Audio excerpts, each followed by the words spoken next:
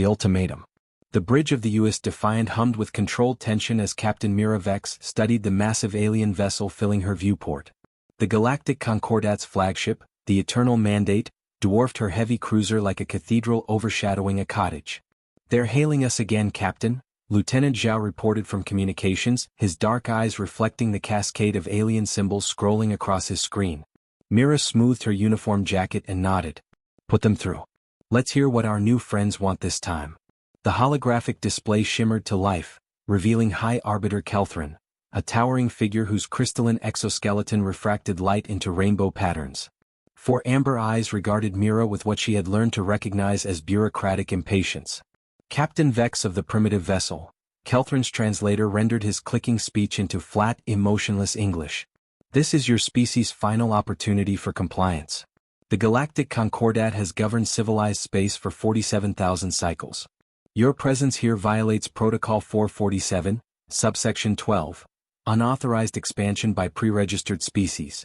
Mira leaned back in her command chair, one eyebrow raised. "Pre-registered?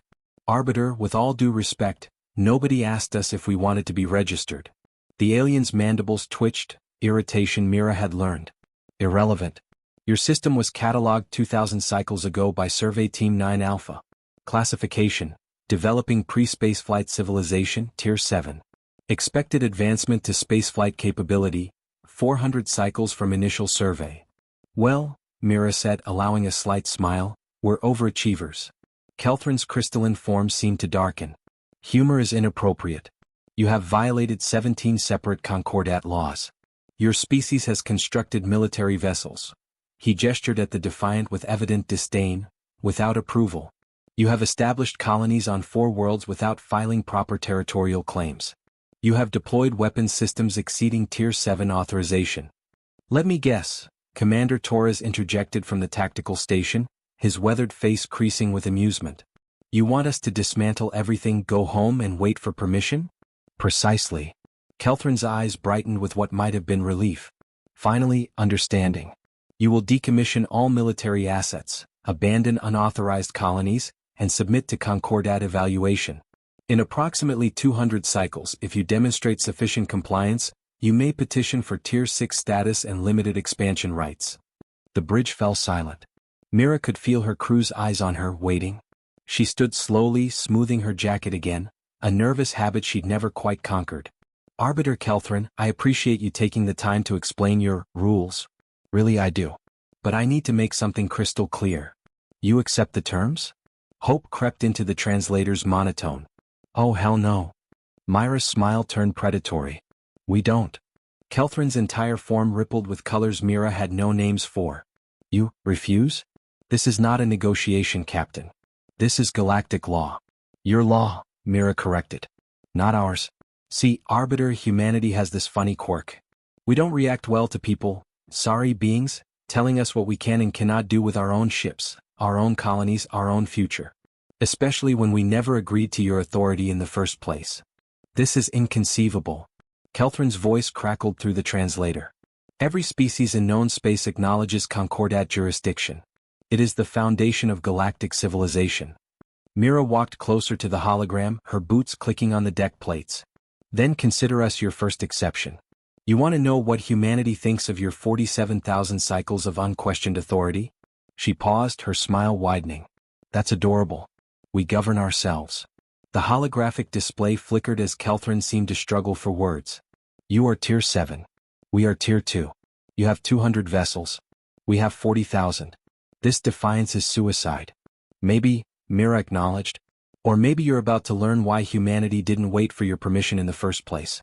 We've got a saying, Arbiter, give me liberty or give me death.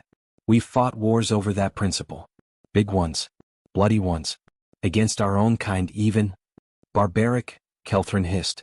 "Probably," Mira agreed cheerfully. "But it's our barbarism and we're kind of attached to it.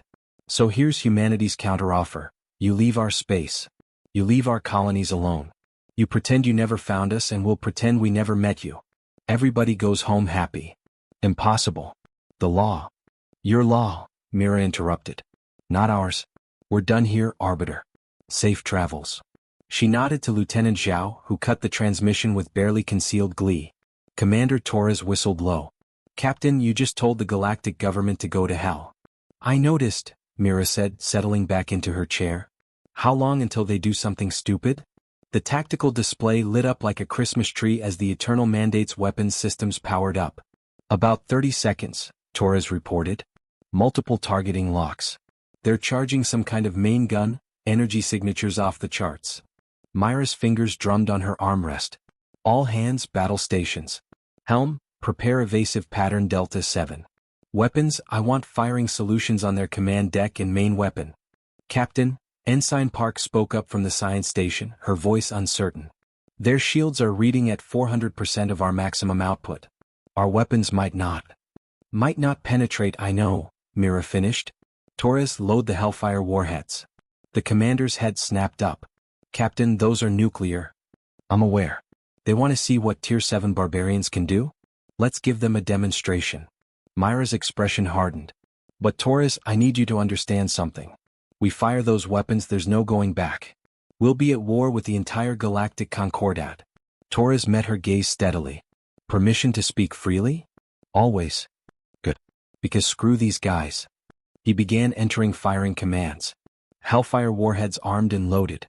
Awaiting your order, Captain. Mira took a deep breath, thinking of Earth, of the colonies, of the 4 billion humans spread across 5-star systems. They'd come so far in just 200 years since the first Mars landing. Built so much. Dreamed so big. And now some alien bureaucrat thought he could take it all away with a piece of paper 47,000 years old. She thought of her daughter on Titan Station. Her brother commanding the defense platforms at New Havana. All the people who'd never asked for this fight but would face its consequences. Then she thought of Kelthrin's certainty. His absolute conviction that humanity would obey. His assumption that they'd just roll over because they were told to. Mira smiled. Fire. First blood. The bridge shuddered as the Defiance railguns spat tungsten death at relativistic speeds. Simultaneously, 6 Hellfire missiles streaked away from their launchers, their fusion drives pushing them to velocities that bent physics into uncomfortable shapes. Direct hits on their forward shields. Ensign Park announced, her voice rising with excitement. Shield strength dropping to, wait. They're regenerating. Back up to 380%. Expected, Mira said calmly, though her heart hammered against her ribs. Torres, tell me those Hellfires are doing something. The missiles had split apart, each warhead becoming 6 independent seekers that jinked and weaved through space, their primitive AI cores doing their best to confuse the Concordat's point defense systems. The Eternal Mandate's response was immediate and overwhelming. Brilliant blue beams lanced out, intersecting with the incoming warheads. 32 of 36 evaporated instantly. Forgot through. The nuclear detonations were brief, angry stars birthed in the vacuum of space. Their electromagnetic pulses washed over the alien flagship in waves of ionized fury. Shield disruption. Park shouted. Their forward section is down to 40%. Oh God, they're returning fire. Evasive. Mira commanded, but the Defiant was already moving, Helmsman Chen's hands dancing across his controls as the heavy cruiser twisted through 3-dimensional space like a dancer avoiding an angry partner. The beam that should have bisected them instead carved a glowing line across their starboard hull, penetrating 3 decks before the ship's rotation carried it clear. Damage report. Hull breach, decks 7 through 9. Emergency bulkheads holding. 17 casualties, 6 critical. Lieutenant Commander Okafor's voice remained steady despite the chaos.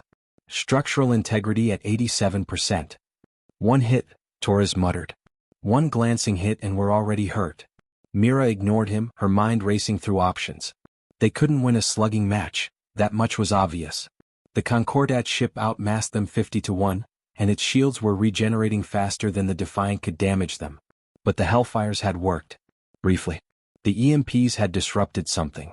Park, analysis on their shield disruption. What happened? The young ensign's fingers flew across her console. The nuclear detonations created massive electromagnetic interference. Their shields used some kind of synchronized frequency. The EMP threw off the synchronization for approximately 4.3 seconds before their systems compensated. Can we replicate the effect? Not with our ship's weapons, Captain. We'd need, Park's eyes widened. The asteroid field. Mira followed her gaze to the tactical display. 3 million kilometers spinward lay the Torrens Belt, a cluster of iron-nickel asteroids left over from the system's formation. Not particularly remarkable except, Zhao, get me the fleet. All channels, maximum broadcast. You're on, Captain. Mira stood, projecting confidence she didn't quite feel. All ships, this is Vex. We have confirmed that Concordat shields are vulnerable to electromagnetic disruption. Recommending we fall back to the Torrens belt and deploy EMP mines using asteroid cores as triggers. Fleet is to engage in hit-and-run tactics while mining operations proceed. We make them chase us through our territory on our terms.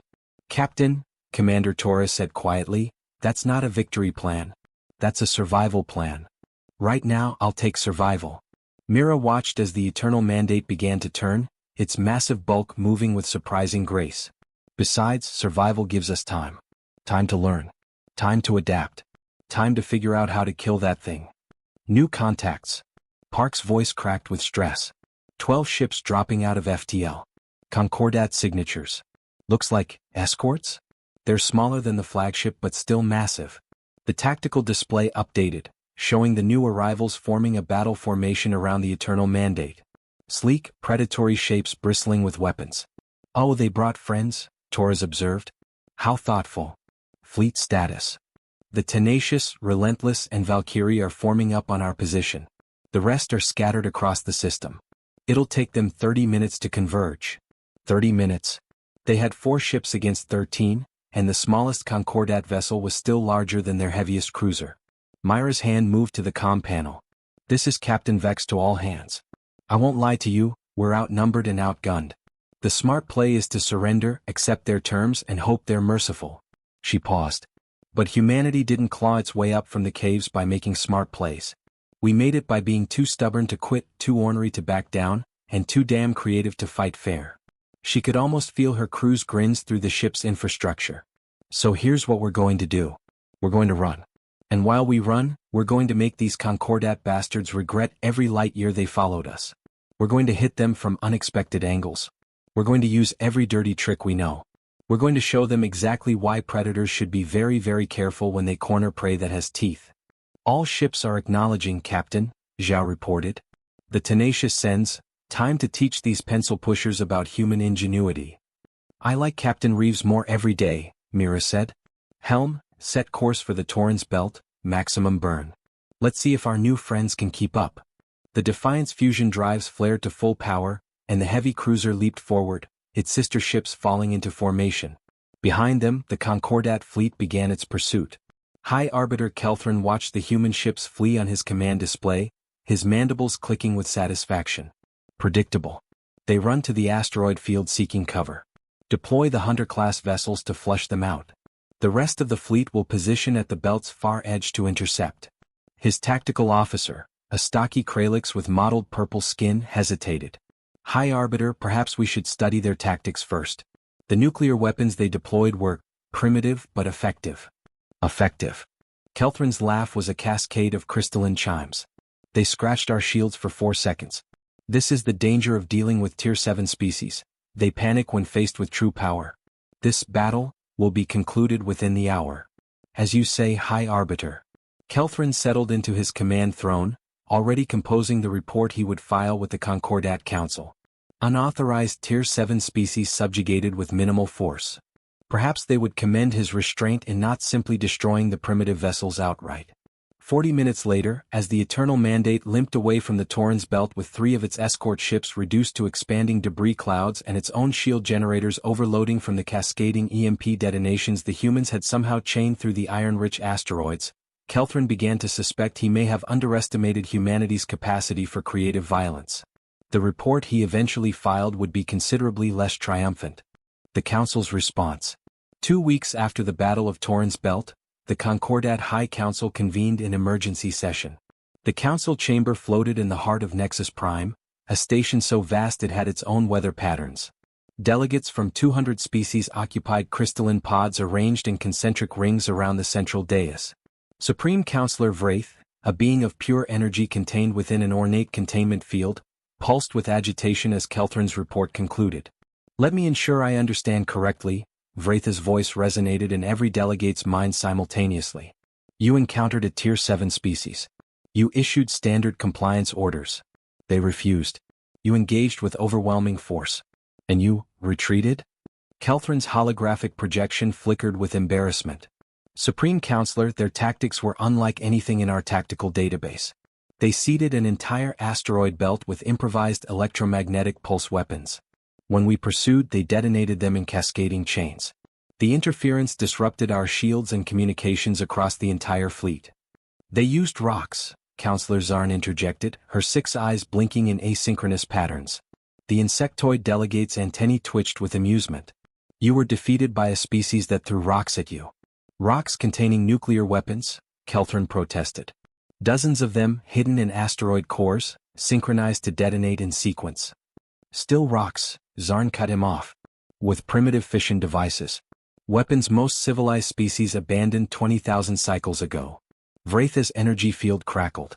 The method of defeat is less relevant than the fact of it. A Tier 7 species has successfully resisted Concordat authority. If we fail to respond decisively, it sets a dangerous precedent. I must speak. The voice belonged to Counselor Thex, an ancient being whose species had been among the Concordat's founders. His form resembled a tree more than anything else, gnarled wood and crystalline leaves. I have reviewed the combat data extensively. These humans, they are concerning. Because they won a single skirmish? Zarn's tone dripped with skepticism. Because of how they won it? Thex replied. Observe. The central display showed the battle from multiple angles. At 4 hours 23 minutes and 17 seconds, the human ship designated Defiant launches 6 missiles. Standard response would be evasive maneuvers while returning fire. Instead, they maintain course directly toward our fleet. Suicidal, someone muttered. Watch, Thex continued. The display showed the missiles separating into multiple warheads. They sacrificed accuracy for quantity, knowing our point defense would eliminate most threats. They needed only a few to penetrate. The nuclear detonations were never meant to destroy our vessels, merely to disrupt our shields long enough for their kinetic weapons to inflict damage. The footage shifted to show the asteroid belt engagement. Here, they demonstrate understanding of three-dimensional tactical space. They lure us into terrain that favors their lighter, more maneuverable vessels. They've prepositioned weapons throughout the belt, crude, yes, but effective. Each detonation triggers others in cascade, creating an expanding field of electromagnetic interference. Thex's crystalline leaves chimed softly. But most concerning is this. The display zoomed in on the human command ship. Throughout the engagement, they maintain real-time tactical communication despite the interference. Their technology should not allow this. Our jamming systems are rated for species up to Tier 5. They adapted, Vraith said slowly. In the middle of combat. Precisely. They switched to laser-based line-of-sight communication, using the asteroids themselves as relay points. A solution so primitive, so inelegant, that our systems never considered it necessary to counter. Silence fell over the council chamber. Finally, Counselor Zarn spoke, her amusement vanished. What are you suggesting, Thex? I am suggesting that we have misclassified this species. The tier system measures technological sophistication. But humans excel in something our metrics do not adequately account for: tactical creativity, combat innovation, the capacity to, as they apparently phrase it, think outside the box. They're still Tier 7, Kelthrin protested. Their ships are held together with welded metal. They use chemical rockets for maneuvering. They still rely on kinetic weapons for space combat. And yet, Thex said quietly, they hurt us. With rocks and nuclear weapons and sheer bloody-minded refusal to accept their place in the established order. Vraitha's energy field dimmed thoughtfully. What is your recommendation? We have 3 options, Thex outlined. First, overwhelming force. Deploy a suppression fleet, 500 warships, full Tier 2 technology. Crush them completely, accept no surrender, reduce their industrial capacity to pre-spaceflight levels. Genocide, Zarn hissed. Effective, Thex countered. But yes, it would require eliminating their ability to ever threaten us again. The galactic community may not approve. Second option? Containment. Establish a quarantine perimeter around their entire sector. Let them govern themselves within their borders, but prevent any expansion. In time, they either accept Concordat authority or remain isolated forever. That sets a precedent, Vraith noted. Other species might seek similar arrangements. Which brings us to option 3, Thex said. The unthinkable one.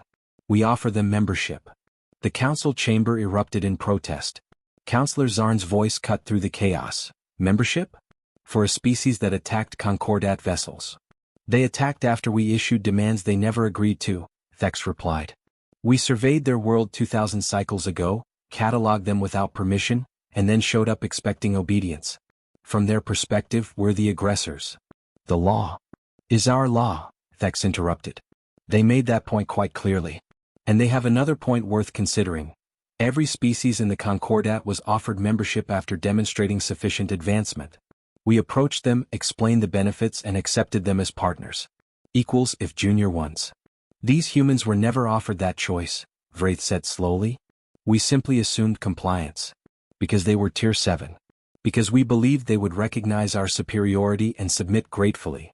Thex's leaves rustled. We made an assumption. It proved incorrect. Now we must decide, do we destroy them for our miscalculation? Imprison them? Or do we do what the Concordat was founded to do, bring another species into civilized space? Kelthrin's projection pulsed with indignation. You cannot be serious. They are violent, unpredictable, and dismissive of proper authority.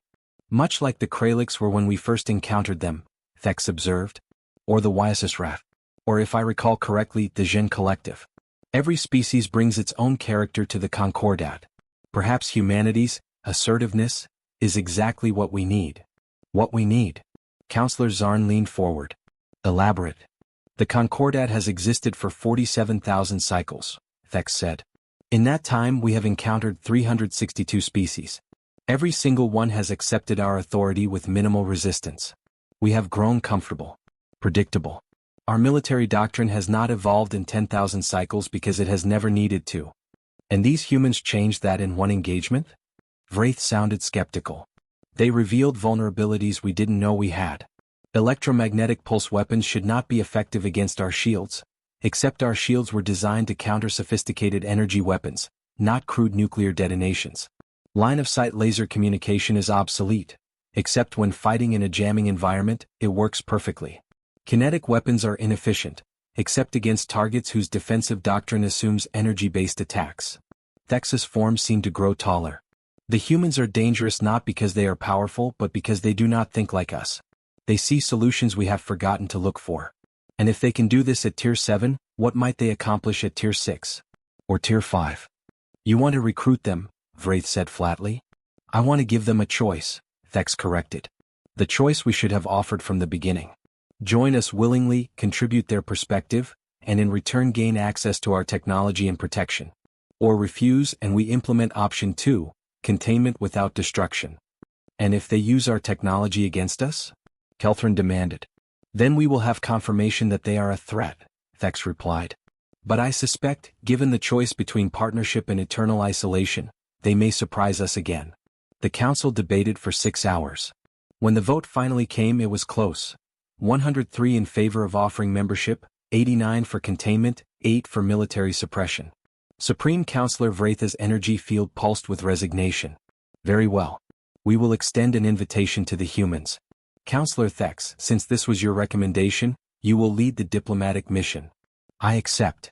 High Arbiter Kelthrin, you will accompany him. Perhaps you can learn something about dealing with species that do not immediately submit. Kelthrin's hologram flickered with displeasure but dipped in acknowledgement. As the council dispersed, Zarn approached Thex. You realize this may be a terrible mistake? It may be, Thex agreed. But I think the greater mistake would be making enemies of a species that managed to hurt us with nuclear weapons and rocks. Better to have them as difficult allies than creative opponents. They called us adorable, Zarn said, mandibles clicking with amusement. The delegate from a Tier 7 civilization looked at 47,000 cycles of galactic law and called us adorable. Yes, Thex said, his leaves chiming with what might have been laughter. And that, Counselor, is precisely why I want them on our side. The delegation. 3 weeks after the Council's decision, the UES Defiant found itself hosting the most unusual diplomatic meeting in human history.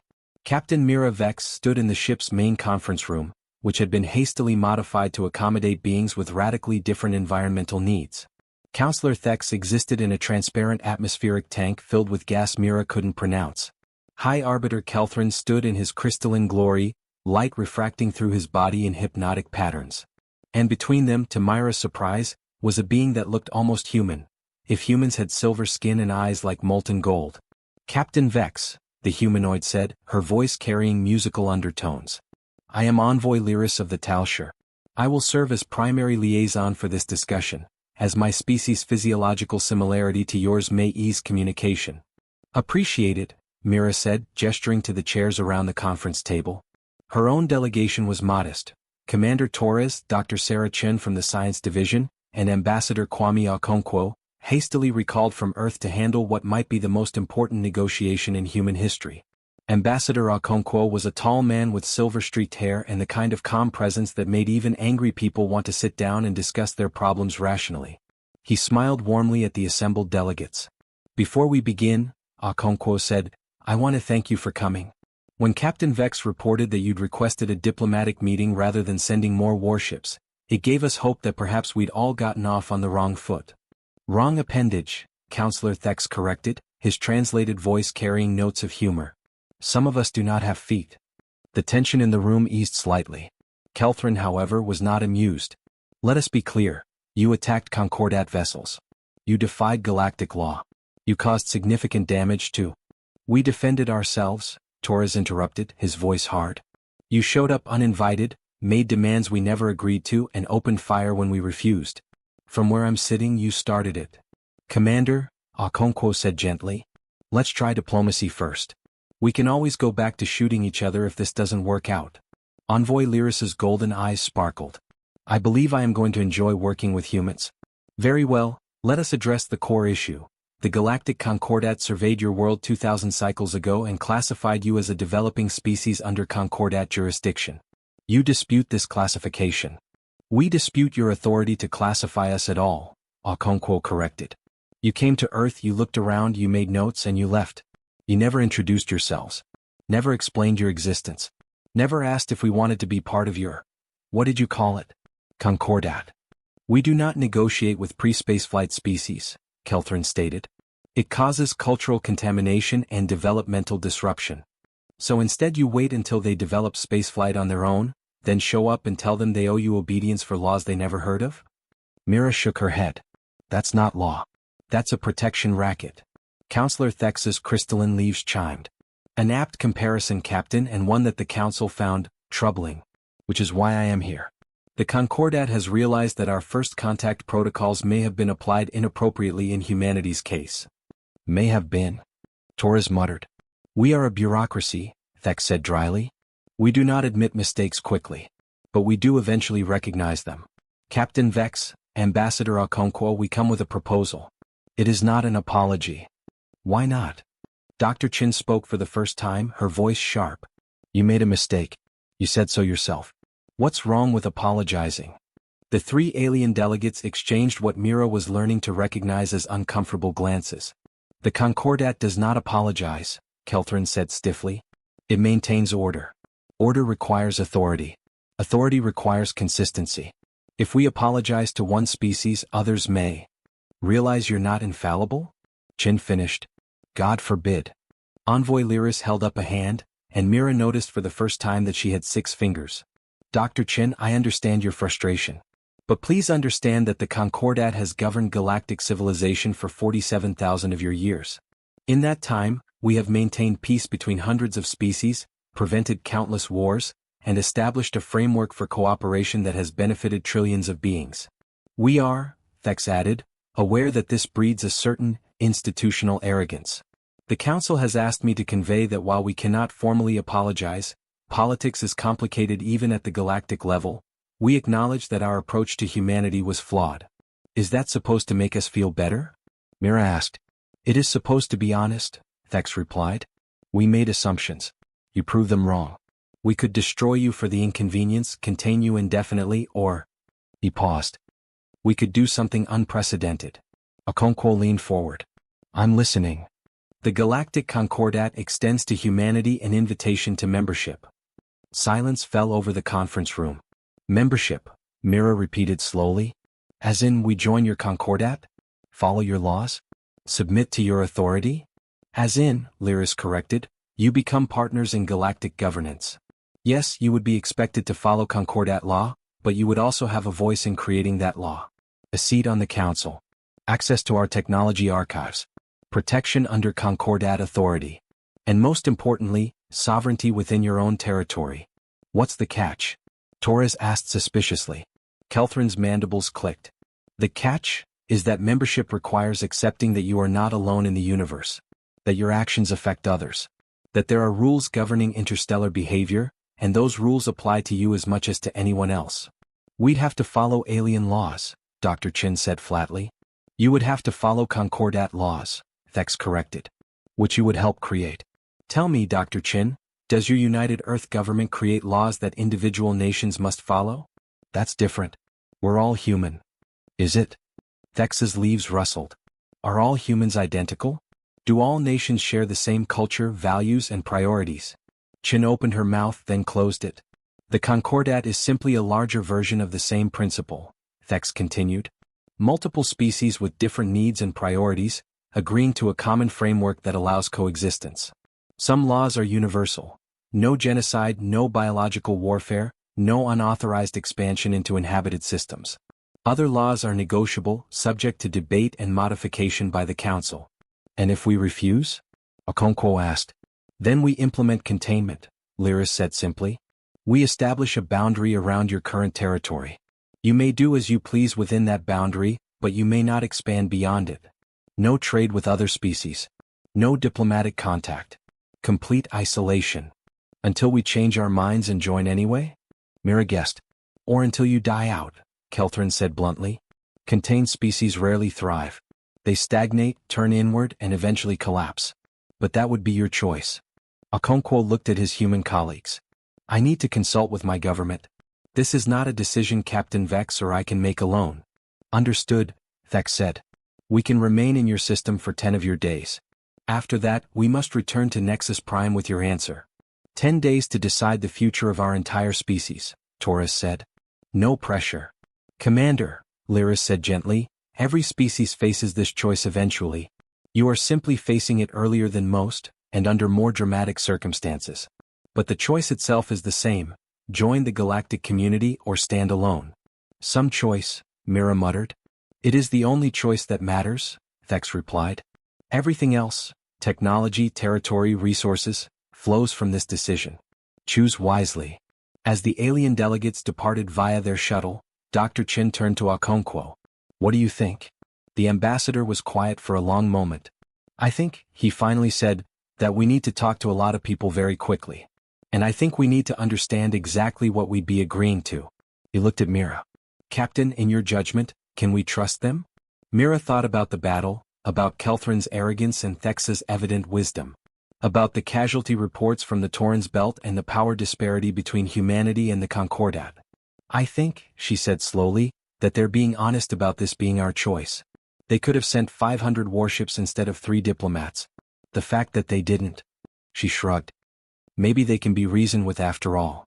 Or maybe, Torres suggested darkly, they just realized we're more useful as allies than as corpses. Also possible, Mira agreed. But Torres? If someone's going to use you, better they find you useful than expendable. That's a hell of a philosophy, Captain. The debate. The emergency session of the United Earth Assembly was unlike anything in human history. Every nation, every colony, every significant political entity had sent representatives to Geneva Station, the orbiting platform that served as humanity's unified government seat. Chancellor Maria Santos, elected leader of United Earth, looked out over the assembly chamber with exhausted eyes. For 3 days they'd been debating the Concordat's offer. 3 days of arguments, accusations, and increasingly creative profanity in 47 languages. Order, she called, her voice amplified throughout the chamber. We will have order, or I will start naming delegates to clean the station's waste reclamation system. The threat worked. Mostly. Ambassador Okonkwo stood at the central podium. Behind him, holographic displays showed the Concordat's offer in excruciating detail, thousands of pages of law, treaty obligations, and membership requirements that humanity's best legal minds had been dissecting for 72 hours straight. The choice before us, Okonkwo began, is not between freedom and slavery. Let's be clear about that. The Concordat is not offering to make us subjects. They're offering partnership. Partnership where we follow their laws. The shout came from Delegate Martinez of New Havana, A colony world that had been founded specifically to escape Earth's governmental oversight. Where we accept their authority. Where we bow to aliens who think they know better than we do. Yes, Okonkwo agreed simply. That is exactly what they're offering.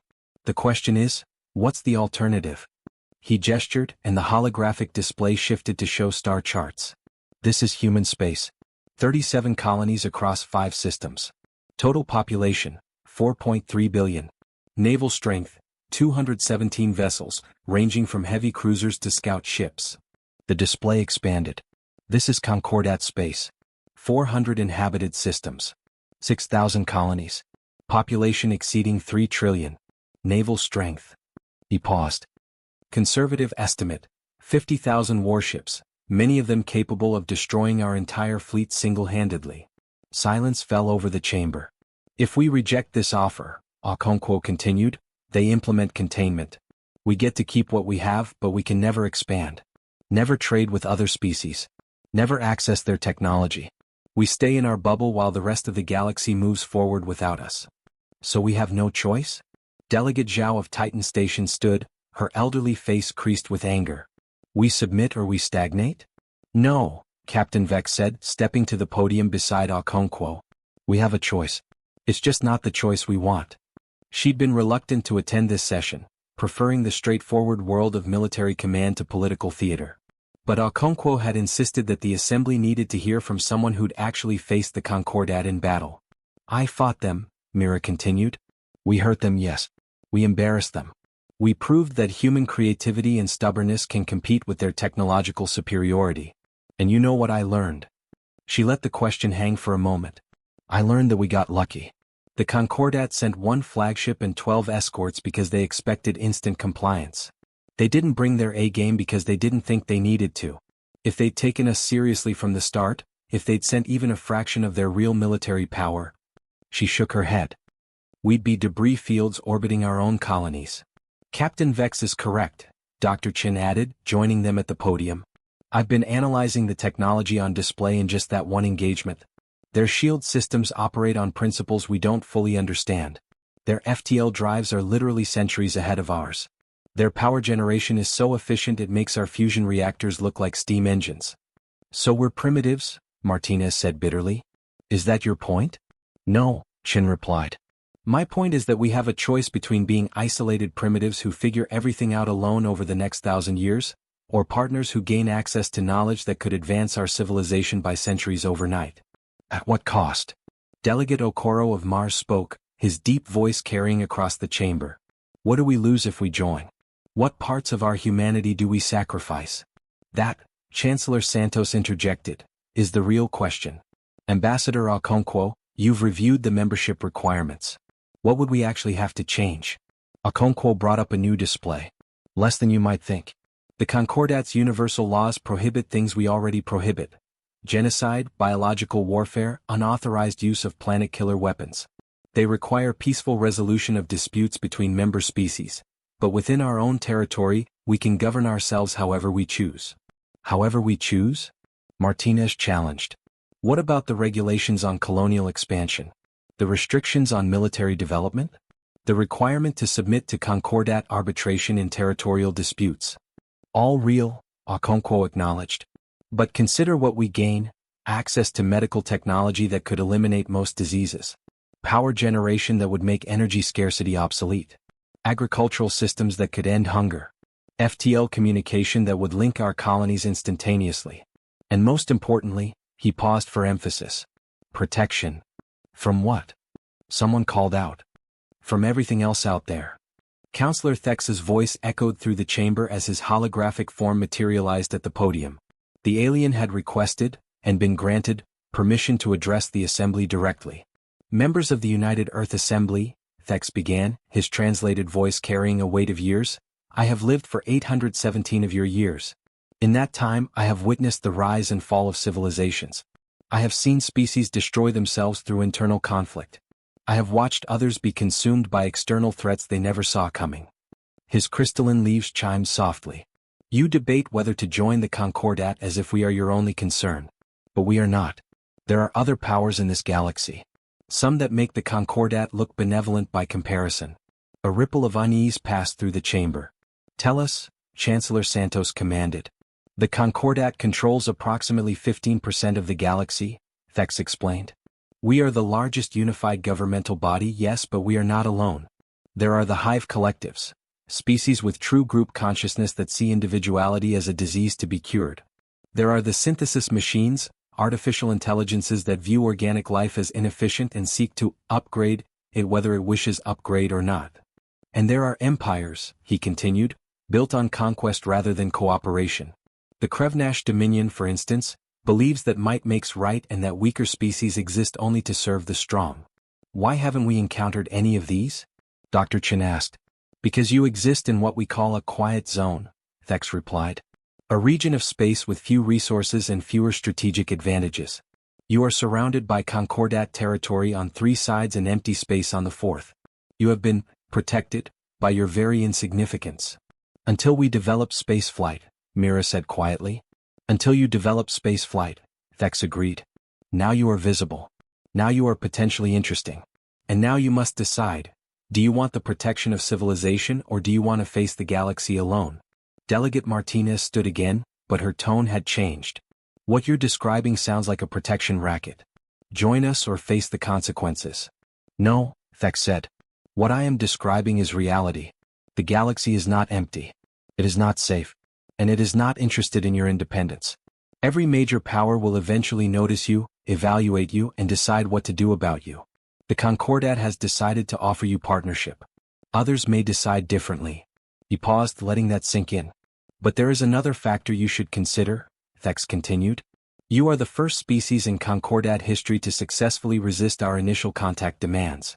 You looked at 47,000 cycles of tradition and said, no. You fought us, outnumbered and outgunned, and forced us to reconsider our assumptions. That means you impressed them," Chancellor Santos said slowly. "Or scared them." "Both," Thex admitted. "The Council fears what you might become if left to develop alone. But they also recognize that your creative approach to problems might be exactly what the Concordat needs. We have grown stagnant, predictable. You are neither. Your membership would change us as much as we would change you. Is that a promise or a threat?" Delegate Zhao asked. "Yes," Thex said simply. The chamber erupted in laughter, tension finally breaking. When order was restored, Chancellor Santos stood. "We need to vote. But before we do, I want to say something." She looked across the assembly at the representatives of humanity in all its fractious, argumentative glory. 200 years ago we were scattered across Earth, divided into nations that could barely cooperate on basic problems. We fought wars over resources, ideology, and pride. We nearly destroyed ourselves multiple times. And then we looked up at the stars and realized, the universe doesn't care about our borders. It doesn't care about our politics. It's just there, vast and dangerous and full of possibilities. So we came together. Not because we suddenly agreed on everything, but because we finally understood that our differences mattered less than our shared humanity. We formed United Earth not as a surrender of identity, but as a recognition that working together makes us stronger than standing alone. She gestured at Thex's hologram. Now we face the same choice at a galactic scale. Join with others who are different from us, who think differently, who have their own priorities and problems. Or stand alone and hope we're strong enough to survive what comes. "I know what I believe humanity should do," Santos continued. "But this decision belongs to all of us. So let's vote. All in favor of accepting the Concordat's offer of membership."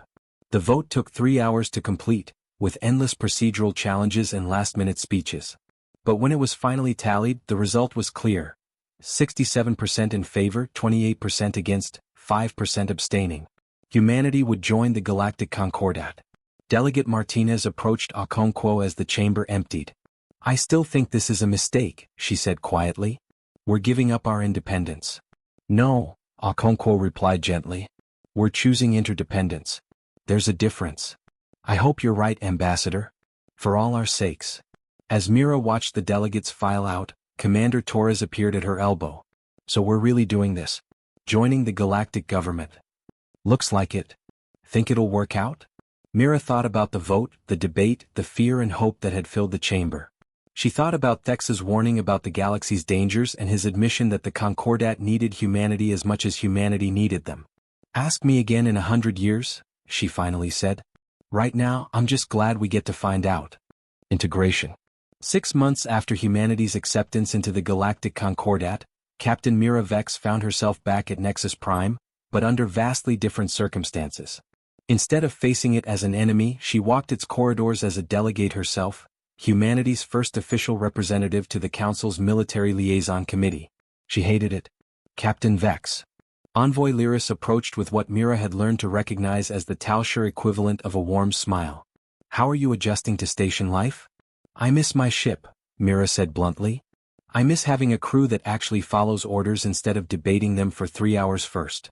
Lyris laughed, a sound like wind chimes. Welcome to governance. I promise it gets worse before it gets better. They walked together through the station's central hub, a vast space where beings from dozens of species conducted the mundane business of galactic civilization. Mira still couldn't quite believe she was here, representing humanity among aliens who'd been traveling the stars since before humans invented writing. I have news, Lyris said, her tone turning serious.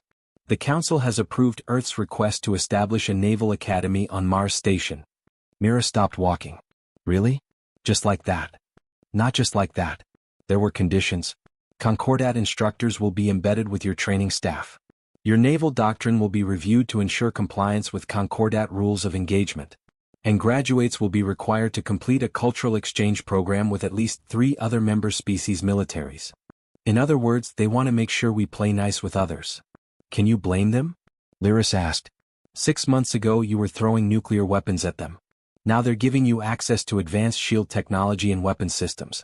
They'd like some assurance you won't immediately use those against them. Mira sighed. Fair point. What else? The technology transfer has begun. Your scientists should be receiving the first data packages on improved fusion reactor efficiency tomorrow. Medical technology follows next week. And Dr. Chen specifically requested information on the Concordat's agricultural systems. Something about ending hunger in the colonies. That's Sarah, Mira said fondly. Always thinking 10 steps ahead. What about FTL communication? Being able to actually talk to Earth in real time instead of dealing with lightspeed lag would revolutionize everything. Lyris's expression clouded. That's more complicated. The Council is divided on how quickly to integrate human technology. Some species took centuries to receive certain technologies. There's concern that advancing you too rapidly could cause cultural disruption. Or they're worried about what we might do with it, Mira guessed. That too, Lyris admitted. You're still the species that told the Concordat to go to hell. Some counselors haven't forgotten that. They reached the observation deck, where a transparent dome provided a breathtaking view of the station's surroundings. Nexus Prime orbited a neutron star, its radiation harvested to power the massive station. In the distance, ships from hundreds of worlds came and went in endless streams. It's beautiful, Mira said softly. It's what you joined, Lyris replied. Civilization captain. Messy, complicated, frustrating civilization. Where decisions take forever, where everyone has opinions, and where progress happens in inches instead of miles. You make it sound terrible. I make it sound realistic. Lyris gestured at the ships. But it also means that when one species faces a crisis, hundreds of others can help. When a colony runs low on resources, supply ships arrive from across the galaxy. When a plague threatens a world, medical teams mobilize from everywhere. This is what you bought with your independence, the knowledge that you are no longer alone. Myra's communicator chimed. Commander Torres's face appeared. Captain, sorry to interrupt, but we've got a situation developing. The Council wants all military liaisons in the Situation Room immediately. On my way. What's the crisis? Torres's expression was grim. First contact. A species called the VRNN have just achieved FTL travel and encountered one of our survey teams. They're not taking it well. Mira was already moving toward the lift. Define not taking it well. They opened fire and destroyed 2 scout ships before retreating to their home system.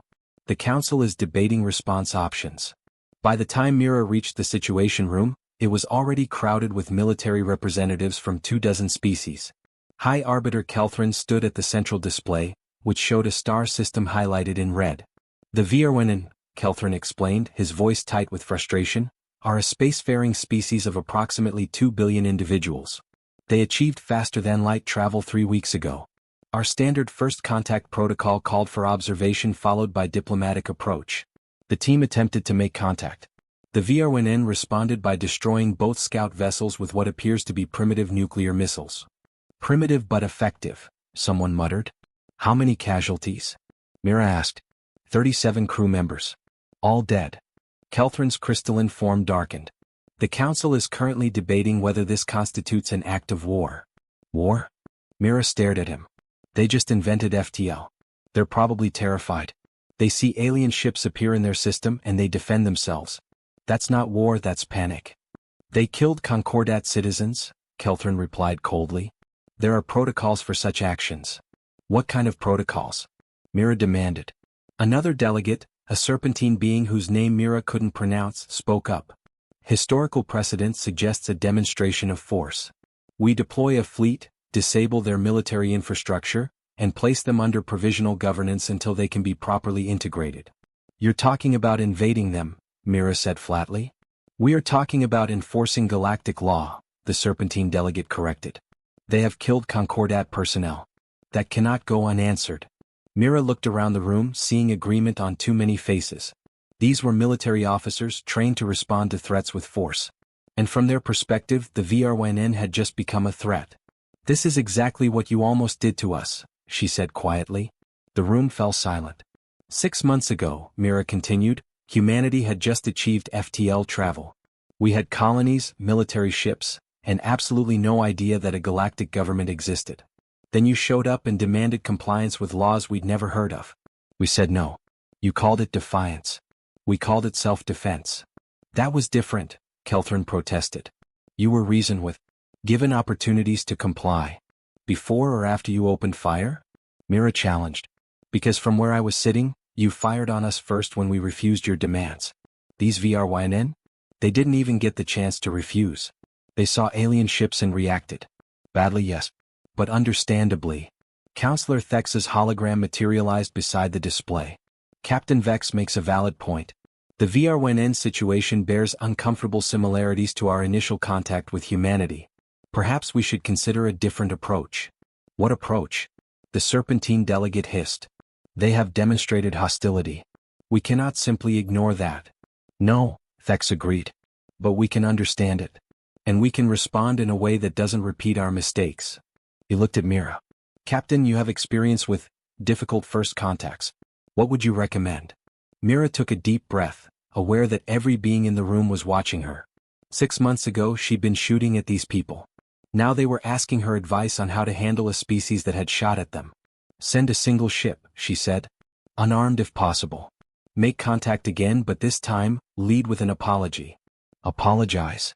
Kelthrin's voice rose. For what? They attacked us. Apologize for scaring them, Mira clarified. Make it clear that we, the Concordat, understand their reaction. Explain that we're not invaders. Give them time to process that they're not alone in the universe. And for God's sake, don't show up with a battle fleet. That just confirms their worst fears. And if they attack again? The serpentine delegate asked. Then we defend ourselves without destroying them, Mira replied. Disable their weapon systems, sure. But don't invade. Don't occupy. Just contain the situation until they're ready to actually talk. Thex's crystalline leaves chimed thoughtfully. A diplomatic approach backed by defensive capability. Reasonable. But who would we send? After the initial attack, any Concordat vessel would be viewed with suspicion. Send us, Mira said impulsively. The room erupted in protests. Send humanity? Kelthrin's voice cut through the noise. The newest member species, barely integrated, with no experience in first contact protocols? Exactly, Mira said. We're new. We remember what it's like to be on the other side of this. We can approach them as fellow newcomers to the galactic community, not as representatives of an ancient authority they never asked for. It's insane, the serpentine delegate declared. It's inspired, Thex countered. Captain Vex, are you volunteering for this assignment? Mira thought about the 37 dead crew members. About the VRNN probably terrified right now, convinced they just started an interstellar war. About humanity's own rocky introduction to galactic civilization. I am, she said. Let us try to do this right. For once. The debate raged for another 3 hours, but eventually the council agreed.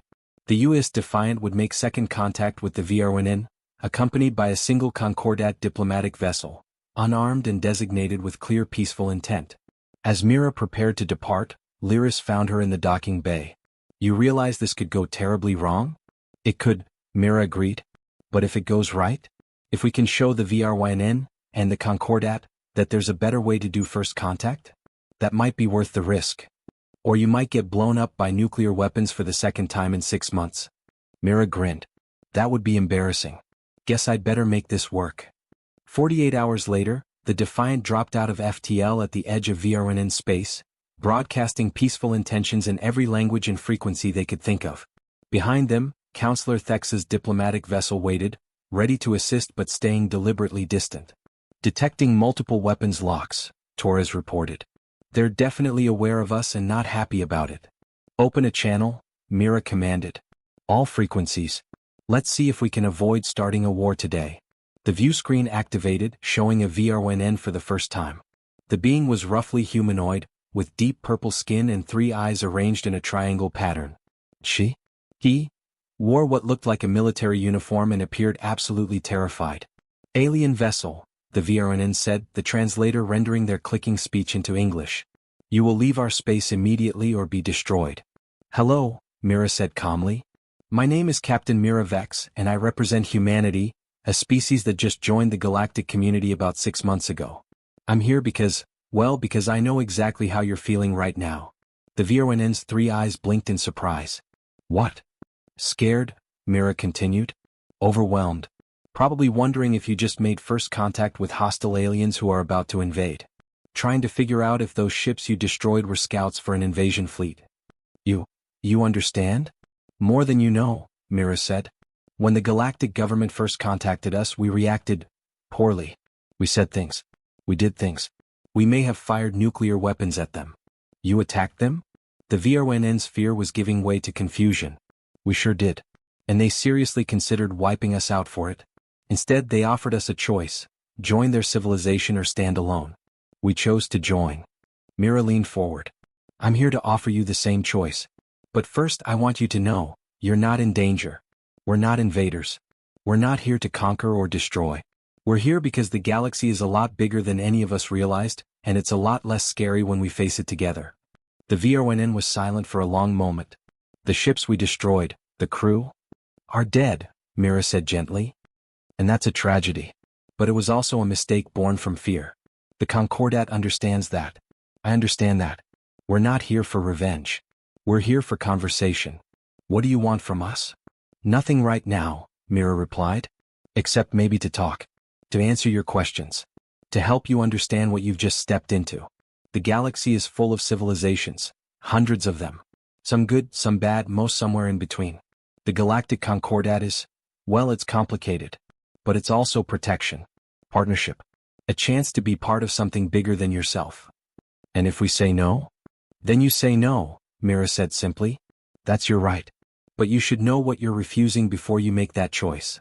Over the next 3 hours, Mira and the VRNN commander, who introduced herself as Fleet Commander SWX, talked. About the Concordat. About humanity's experience. About the galaxy's dangers and opportunities. About fear and hope and the strange feeling of realizing you're not alone in the universe. When the conversation finally ended, SYX made no commitments. But she agreed to allow a diplomatic team to visit their homeworld.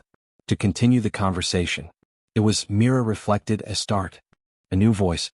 1 year after humanity joined the Galactic Concordat, the Council Chamber convened for its annual address. Supreme Counselor Vratha's energy field pulsed with satisfaction as representatives from 200 species settled into their positions. We gather today to review the past cycle and plan for the future. Vratha's telepathic voice resonated throughout the chamber. It has been a year of change, of challenges, and of growth. In her designated pod, Captain Mira Vex tried not to fidget.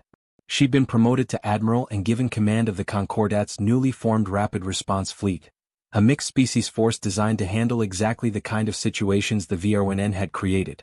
Command was nice, but she still missed the Defiant. Admiral Vex, Vratha's attention turned to her pod. Would you provide an update on the VRNN integration? Mira stood, her image projected large for all to see. The VRNN have accepted provisional membership in the Concordat. They've agreed to dismantle their offensive weapons in exchange for defensive technology and inclusion in the Collective Defense Pact. Their ships will begin joint training exercises with human and Tal-Shar vessels next month. And their military forces? Counselor Zarn asked. Do they remain hostile? They remain cautious, Mira corrected. Which is healthy. We've established a mentorship program pairing VRWN officers with experienced Concordat personnel. Early results are promising. This mentorship program, Kelthrin interjected, it was humanity's suggestion, yes? It was, Mira confirmed. And the modified first contact protocols that the Council approved last month? Also humanity's contribution. Developed in consultation with several species, Mira said carefully, but yes, initially proposed by our delegation. Kelthrin's crystalline form pulsed with what Mira had learned to recognize as amusement. 1 year. Humanity has been a member for 1 year, and already they have influenced policy, changed protocols, and established programs that affect the entire Concordat. Is that a problem, High Arbiter? Mira asked. On the contrary, Kelthrin replied. It is exactly what Counselor Thex predicted. You have brought chaos to our order. And in doing so you have made us better. Counselor Thex's hologram appeared beside Vraith. The VRWN situation could have become a crisis. Instead, it became an opportunity to demonstrate that the Concordat can adapt, can learn, can improve. Humanity's perspective, their recent experience with First Contact, allowed us to approach the VRWN with empathy rather than authority. But there have been tensions, Vraith noted. Not everyone is pleased with humanity's rapid influence. No, Mira agreed. We've stepped on toes. Made people uncomfortable. Challenged assumptions that have stood for millennia. We're not always diplomatic about it. You are never diplomatic about it, Zarn said, her mandibles clicking with laughter. You are infuriatingly direct, frustratingly practical, and absolutely impossible to ignore. Thank you, Mira said uncertainly. It was not entirely a compliment, Zarn clarified. But neither was it entirely a complaint. The Concordat has governed galactic civilization for 47,000 cycles. In that time we have become comfortable. Predictable. We follow established procedures because they have always worked. But they worked because we never encountered a species like yours. A species that says no, Thex added. That looks at our ancient laws and asks, why? That challenges us to justify our authority rather than simply accepting it. It is refreshing. And occasionally infuriating. Ambassador Okonkwo, who'd also been elevated to the Council as humanity's primary delegate, stood in his adjacent pod. If I may address the Council? Humanity understands that we are the newcomers here. We are learning, adapting, trying to find our place in a civilization that existed long before we reached for the stars. But, he continued, we also bring something valuable, perspective. We remember what it was like to be alone, to be unaware of the galaxy's vastness. We remember the fear and excitement of first contact. And we remember that authority must be earned, not simply assumed. You lecture us about authority? Someone called out. After 1 year? No, Okonkwo replied calmly. We remind you about choice. Every species here chose to join the Concordat. They made that choice freely, understanding what they were agreeing to. Humanity almost didn't make that choice. We came very close to refusing, to facing the galaxy alone. And the only reason we didn't is because you, Counselor Thex specifically, acknowledged that you had approached us incorrectly. You admitted a mistake, Okonkwo said. You showed us that the Concordat was capable of self-reflection, of change. That's what convinced us to join. Not your power. Not your history. Your willingness to question yourself. The council chamber fell silent. My point, Okonkwo continued, is that humanity wants the Concordat to succeed. We want to contribute, to help, to be part of this grand experiment in galactic civilization. But we will always insist on being partners rather than subjects. We will question. We will challenge. We will make you uncomfortable. And in return, Mira added, standing beside Okonkwo in their joint pod, we'll fight for this civilization. We'll defend it. We'll bleed for it. Because it's ours now too. Vraith's energy field flickered thoughtfully. The Council has observed humanity's integration with great interest. Your species has adapted to galactic civilization more rapidly than any in recorded history. You have also influenced it more significantly. The question is, do we encourage this or do we constrain it? I vote for encouragement, Thex said immediately. Constraints would waste humanity's potential and breed resentment. Better to channel their energy constructively. Even if that means continued disruption of established procedures? Kelthrin asked. Especially then, Thex replied. The Concordat's greatest weakness has always been stagnation. We solve problems the same way we have for thousands of cycles because we have forgotten how to think differently. Humanity forces us to think differently.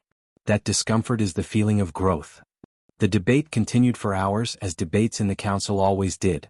But eventually a consensus emerged. Humanity would be granted expanded representation, including seats on several key committees that had previously been closed to newer member species.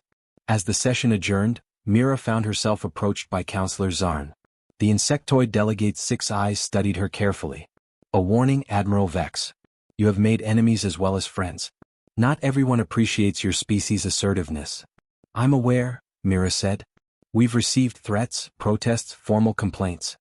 I am not speaking of diplomatic inconveniences, Zarn interrupted. I am speaking of actual enemies. Species who see humanity's influence as a threat to their own power. Who would prefer you were never offered membership. Are you threatening me, Counselor? I am warning you, Zarn corrected. The galaxy is dangerous, Admiral. And not all dangers come from outside the Concordat. Watch your back. Protect your people. And remember that humanity's rapid rise has made you visible to forces that prefer to operate in shadows. Before Mira could respond, Zarn was gone, leaving behind only the faint scent of alien pheromones and a cold feeling in Mira's gut. Commander Torres appeared at her elbow. Trouble? Maybe, Mira said. Or maybe just galactic politics. It's hard to tell the difference sometimes. They walked together through Nexus Prime's corridors, heading toward the docking bay where the Defiant, now serving as Mira's flagship, waited. You ever think about what we gave up? Torres asked quietly. Coming here? Joining them? Every day, Mira admitted. But I also think about what we gained. Medical technology that saved my daughter when she got sick last month. Agricultural systems that ended food shortages in the colonies. FTL communication that lets me talk to Earth in real time. We gave up isolation, Torres. But we gained so much more. And the rules? The laws? The bureaucracy? Annoying as hell, Mira agreed cheerfully. But also the price of civilization. You can't have a society without rules. You can't have peace without compromise. We just have to make sure we never forget who we are in the process. And who are we? Mira smiled. We're the species that looked at 47,000 years of galactic authority and said, that's adorable, we govern ourselves. We're the ones who forced the Concordat to question itself for the first time in millennia. We're humanity, Taurus. And we're just getting started. They reached the Defiant's docking port, where crew from a dozen species worked together preparing the ship for its next deployment.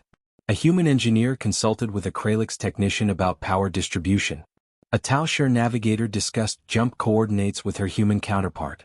A VRNN security officer laughed at something a human marine had said. It was messy. It was chaotic. It was the sound of different cultures, different perspectives, different species trying to work together despite all their differences. It was, Mira thought, exactly what the future should sound like. Admiral on deck. Someone Kaye. And the crew snapped to attention. As you were, Mira said, returning salutes as she made her way to the bridge. Let's get this ship ready to fly. The galaxy's not going to explore itself. As the Defiant prepared for departure, Mira stood at her viewport, looking out at the vastness of Nexus Prime and the endless stream of ships from hundreds of worlds. Somewhere out there, other species were reaching for the stars for the first time. Other civilizations were taking their first tentative steps into the cosmic community. And humanity would be there to meet them.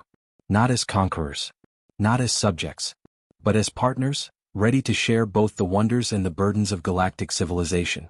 They joined the Concordat on their own terms, bringing their independence and assertiveness with them. They'd forced an ancient civilization to change, to question, to grow. But more importantly, they'd proven something that perhaps needed proving. That authority to be legitimate must be chosen. That power to be just must be earned. That civilization to thrive must always be willing to question itself. 1 year ago humanity had said, that's adorable, we govern ourselves. Today they govern themselves as part of something larger. And in doing so, they'd begun to teach the galaxy that true strength comes not from demanding obedience, but from earning respect. The Defiant's engines hummed to life. The comm chatter was a polyglot mixture of human languages and alien dialects, all working together toward common goals. Helm, Mira commanded, settling into her captain's chair. Take us out. And let's show the galaxy what humanity can do when we're not just surviving but thriving. The stars awaited. And humanity, as always, was ready to meet them on its own terms.